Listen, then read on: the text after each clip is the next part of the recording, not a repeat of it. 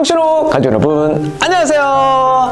자, 우리 모처럼 동심으로 돌아가 예전에 들었던 그 동요 한 편 감상해볼까요?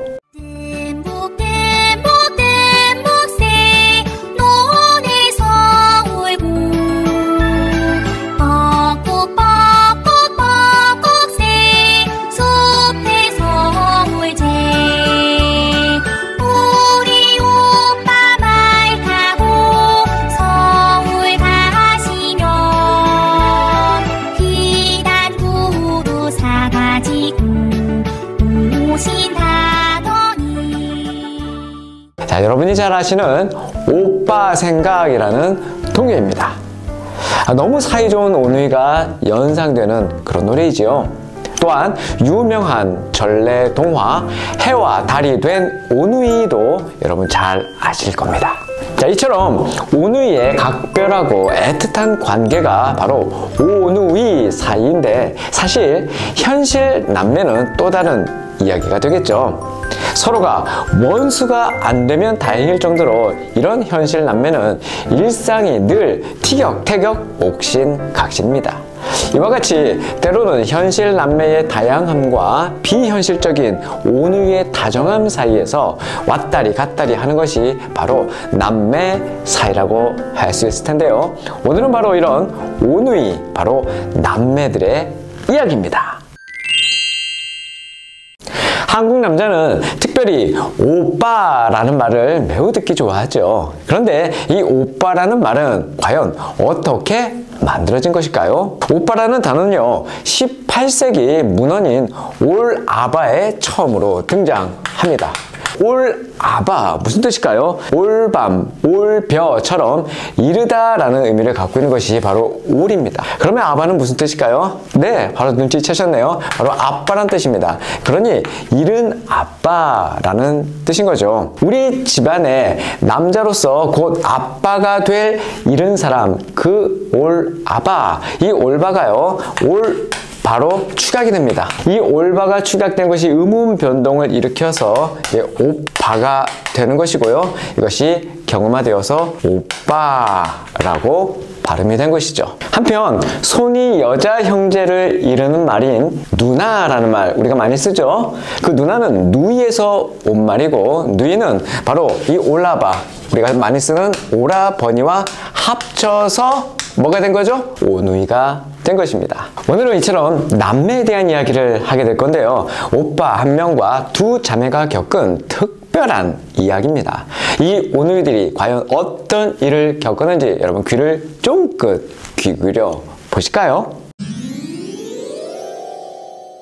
베다니라고 하는 마을입니다. 이 마을에 세 남매가 살고 있었어요. 큰 병에 걸린 오빠가 한 명 있었는데 그 이름은 바로 나사로입니다. 또한 그의 여동생들이 있었는데 바로 마르다와 마리아예요. 마리아는 예수님께 향유를 붓고 자기 머리털로 예수님의 발을 닦아드린 여인으로 유명하지요. 그의 오빠, 바로 이 나사로가 큰 병에 든 겁니다. 두 자매는 사람을 예수님께 보내어서 이렇게 부탁을 합니다. 주여, 주께서 사랑하시는 사람이 병들었습니다.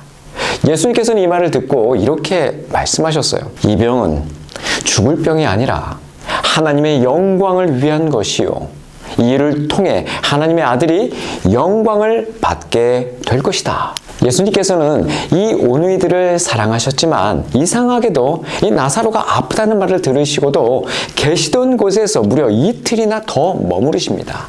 그리고 이렇게 말씀하셨어요. 우리 친구 나사로가 잠이 들었다. 그러나 이제 내가 가서 그를 깨우겠다. 그 옆에 있던 제자들이 주여, 잠들었다면 낫게 될 것입니다 라고 말합니다. 제자들이 나사로가 잠들었다고 생각하자 예수님께서 아니다, 분명히 이렇게 말씀해 주세요. 나사로는 죽었다. 내가 거기 있지 않은 것을 기뻐하는 까닭은 너희를 위해서다. 이 일로 인해 너희가 믿게 될 것이다. 이제 나사로에게로 가자. 그러자 옆에 있던 도마가 다른 제자들에게 우리도 주와 함께 죽으러 가자, 이렇게 엉뚱한 이야기까지 하지요. 예수님께서 베다니에 도착하셔서 보니까 나사로가 무덤 속에 있은 지 이미 4일이나 되었습니다. 마르다가 예수님께 이렇게 말해요. 주여, 주께서 여기 계셨더라면 우리 오빠가 죽지 않았을 거예요. 그러나 지금이라도 주께서 구하시는 것은 무엇이든지 하나님께서 다 이루어 주실 줄 압니다. 그러자 예수님께서 마르다에게 네 오빠가 다시 살아날 것이다 라고 말합니다. 그러자 마르다가 오빠가 마지막 날 부활할 때 다시 살아나리라는 것은 제가 알아요 라고 말해요. 그때 예수님께서 그 유명한 말씀을 하시죠. 나는 부활이요 생명이니 나를 믿는 사람은 죽어도 살겠고 살아서 나를 믿는 사람은 영원히 죽지 않을 것이다. 네가 이것을 믿느냐? 이렇게 말씀하시고 예수님께서는 큰 소리로 외치십니다. 나사로야 나오너라! 그때 죽었던 나사로가 나옵니다. 그의 손발은 배에 감겨 있었고 얼굴은 천으로 쌓여 있습니다. 예수께서 그들에게 말씀하세요.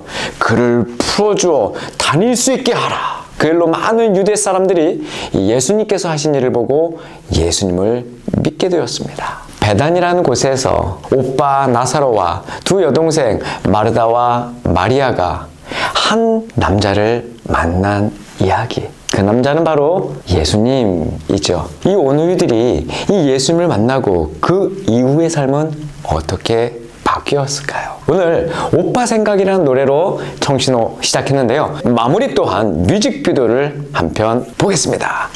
짜잔! 오빠야, 내가 진짜 좋아하는 사람이 생겨서 혼자 끙끙 앓다가 죽어버릴 것만 같아서 얘기를 한. 네, 오빠야, 내가 진짜 좋아하는 사람이 생겨서 혼자 끙끙 앓다가 죽어버릴 것만 같아서 얘기를 한다.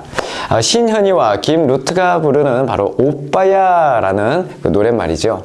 너무나 좋아하는 사람이 생긴 이 여동생이 자신의 오빠에게 이 남자를 소개해 주고 싶은 마음을 담은 노래입니다. 그 남자가 너무 좋아서 두근대는 마음, 설레는 날들로 도저히 헤어나올 수 없을 것 같은 이 여동생이 이 오빠에게 외치는 이 노래. 이 여동생을 바라보는 그 오빠의 눈길은 어떤 것이었을까요? 아마 귀엽기도 하고 또 기특하기도 하고 또 걱정도 되고 뭐 이런 여러 가지 복잡 미묘한 그런 심경일 겁니다. 같은 부모에게서 태어나서 피를 나눈 오누이, 같은 부모에게서 태어나서 그것을 우리는 같을 똥에다가 태어날 생, 동생이라고 하는 거죠. 내 동생이 정말 너무 좋아하는 한 남자를 만나게 된 것. 이 피를 나눈 오누이는 그렇게 서로를 끔찍이 위할 수밖에 없는 사이일 겁니다. 이 끔찍한 사이가 바로 오빠 나사로와 또 두 자매 마리아와 마르다였어요.